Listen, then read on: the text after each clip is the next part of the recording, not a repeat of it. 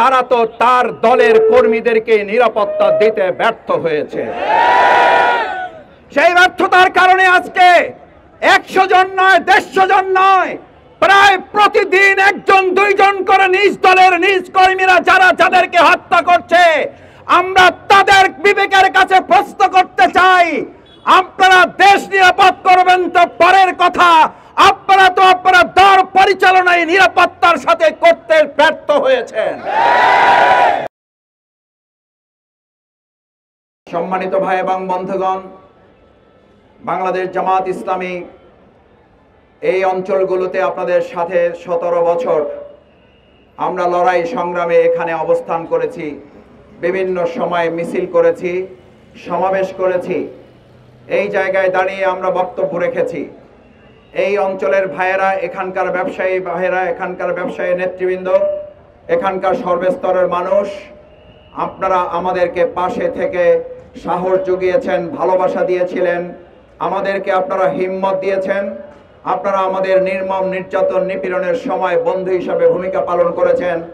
বিশেষ করে 2024-এর জুলাই আগস্টের গণ অভ্যুত্থানে গোটা বাংলাদেশ থেকে ঢাকাকে বিচ্ছিন্ন করার জন্য ডেমরা অঞ্চলে আপনারা যে তীব্র প্রতিরোধ গড়ে তুলেছিলেন, তার জন্য আপনাদেরকে আন্তরিক ধন্যবাদ, মোবারকবাদ এবং আপনাদের প্রতি কৃতজ্ঞতা জানাই।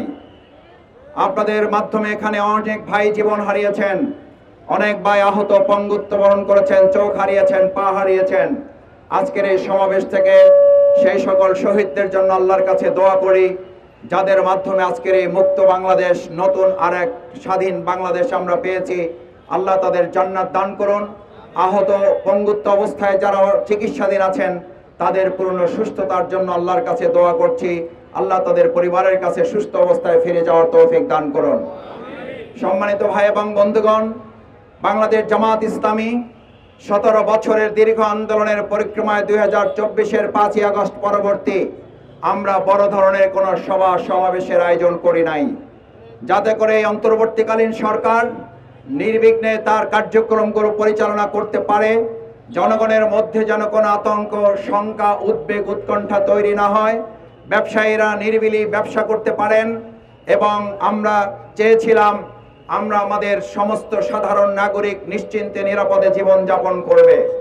কিন্তু অত্যন্ত দুর্ভাগ্যের বিষয়, অত্যন্ত উদ্বেগ এবং উৎকণ্ঠার বিষয়, যখন আজকে আমরা এখানে সমাবেশের আয়োজন করেছি 19শে জুলাইয়ের জাতীয় সমাবেশ বাস্তবায়ন করার জন্য, সেই দিনেই আমরা লক্ষ্য করছি খুলনায় তারা নিজেদের মানুষকে জুমার নামাজ পড়তে যাওয়ার পথে গুলি করে তাকে বহিষ্কৃত তাদের দলের এক নেতাকে হত্যা করেছে।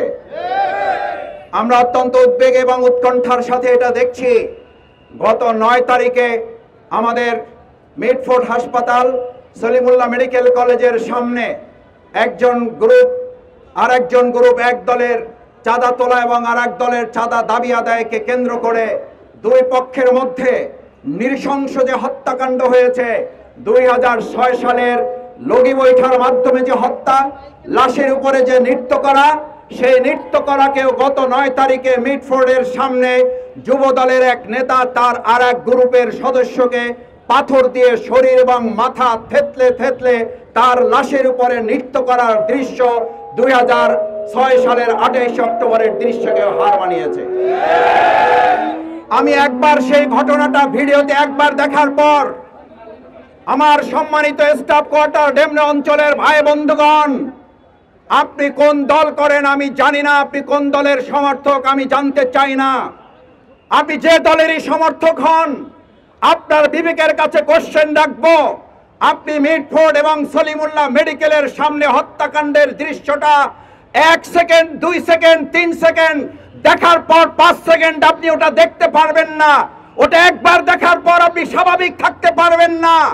এই হত্যাকাণ্ড যারা ঘটাচ্ছে, এরকম বাংলাদেশের জন্য 2024-এর জুলাই আগস্টের গণ অভ্যুত্থান হয় নাই।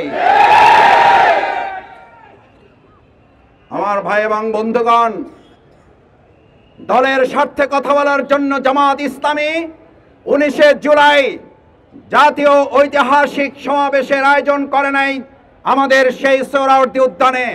আমরা এই সমাবেশ ডাকতে বাধ্য হয়েছি। আমাদের এটিএম আজহারুল ইসলাম সাহেব যখন কারাগারে বন্দী 2024-এর গণ অভ্যুত্থানের পরেও আমরা আন্দোলনের ডাক দেই নাই, আমরা নিবন্ধনের জন্য রাস্তায় নামি নাই। এখানে সাক্ষী আপনারা। আমাদের যে দাঁড়িপাল্লা প্রতীক, আপনাদের আবেগের প্রতীক, আপনাদের ভালোবাসার প্রতীক, আপনাদের ন্যায় এবং ইনসাফের প্রতীক, জনগণের দাবি আদায়ের প্রতীক যে দাঁড়িপাল্লা দেখতে পাচ্ছেন, এই দাঁড়িপাল্লা প্রতীক কেনা হয়েছিল, তার জন্য আমরা রাজপথে আন্দোলনের নামি নাই। আমাদের নিবন্ধন বাতিল করা হয়েছে, আমরা রাজপথে আন্দোলনে নামি নাই। কিন্তু আজ আমরা রাস্তায় নেমে সমাবেশ করছি কেন?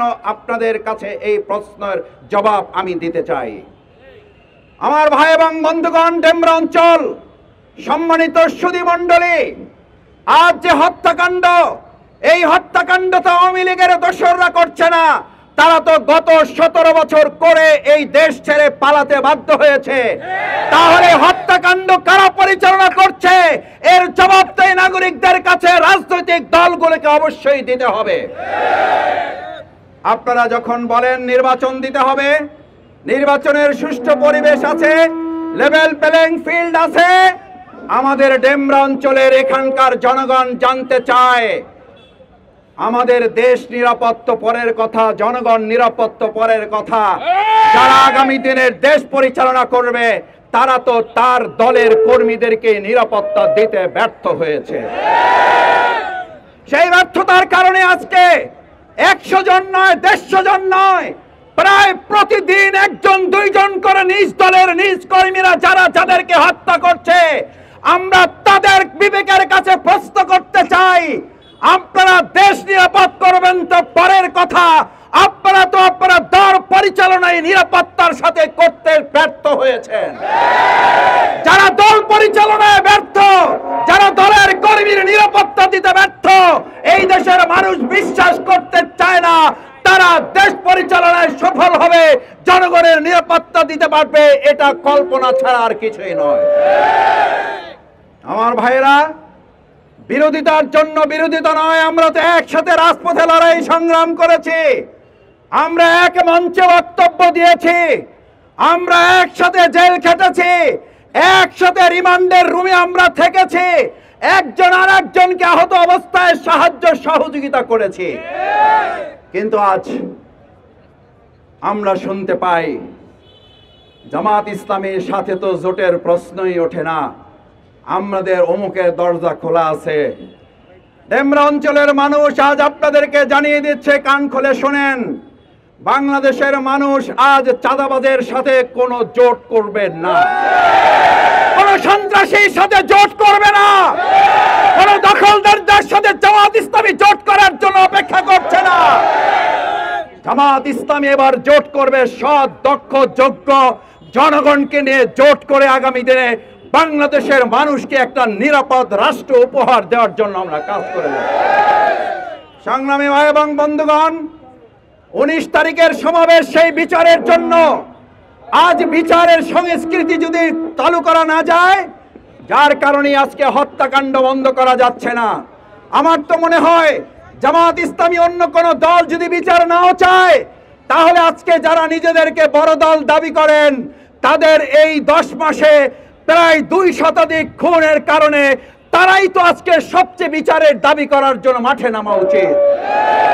বিচারের সংস্কৃতি যদি তুলে দেন, তাহলে নিজেরা নিজেদেরকে রক্ষা করতে পারবেন না, যেমন রক্ষা করতে পারে নাই আওয়ামী লীগ, যেমন রক্ষা করতে পারে নাই ছাত্রলীগ, স্বেচ্ছাসেবক লীগ এবং যুবলীগ। আজকে বলা হয় স্বেচ্ছাসেবক লীগের জায়গা, ছাত্রলীগের জায়গা আর একটা দল দখল করে ইতিমধ্যে একই কাজ কয়েক গুণে করা শুরু করে দিয়েছে।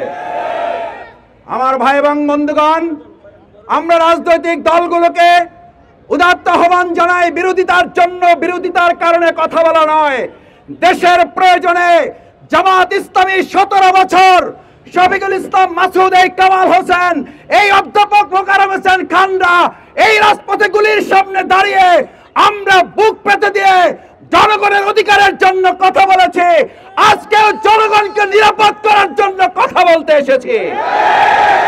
কোন বিশেষ রাজনৈতিক দলকে প্রতিপক্ষ মনে করে আমরা এখানে বক্তব্য দিতে আসি নাই।